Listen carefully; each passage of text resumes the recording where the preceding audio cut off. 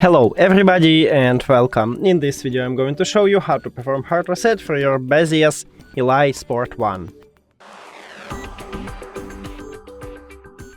You have to start by put your earbuds to the charging case, and after that right here at the back side we have this connection button. So press and hold it until this lights flashing red 3 times.